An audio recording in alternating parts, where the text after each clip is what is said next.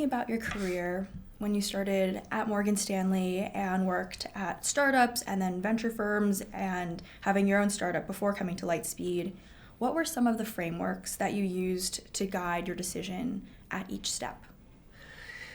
So I really believe in thinking 2 or 3 career steps ahead.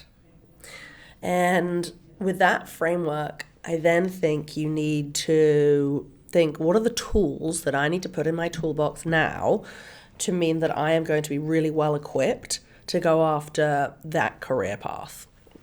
And so if you've decided you want to be an engineer, or if you've decided you want to be a VC or a startup founder, or whatever it may be, a plumber, you've got to really think about what are those tools I need to have in my toolbox?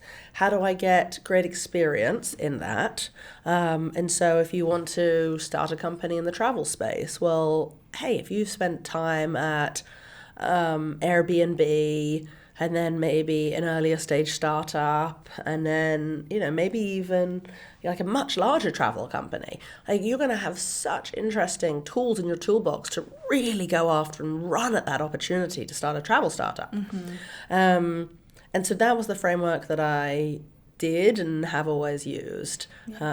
Fortunately now I feel like this is I feel like VC is like an end of your career. So I feel like a lot of people stay in VC for many, many years. One of my old partners, Jeremy Lowe, he still does lots with Lightspeed, but he's also now doing lots in San Francisco politics. So I also think that's something that might be interesting at one stage, but maybe 3 careers ahead. Yeah, I like that idea of thinking, what is the end in mind, and how do I work backwards from there? Yeah. And that was going to be my question for you. Was VC for you when you were at Morgan Stanley and doing some reflection? Was VC where you wanted to end up? Well, in the sort of early 2000s in England, venture capital wasn't thought of in the same way that it's now thought of globally, or it was thought of back then in Silicon Valley. In England, it was very much, if you're going to start your startup, you have to use your own money. And so my father, every single startup that he did, he took 100% of the money that he had before from selling the last company and put it into the next one. There was never any, okay, I'll save a little bit for a rainy day. I was like, put all of it into the next one. It just wasn't a concept over there. But increasingly so, there was the concept of angel investing. And so I did that.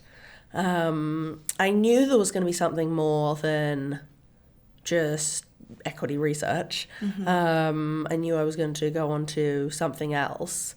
And then it was probably moving to New York where I realized, yes, VC is what I want to do. And that is why I went to do an MBA, to try and pivot into that career.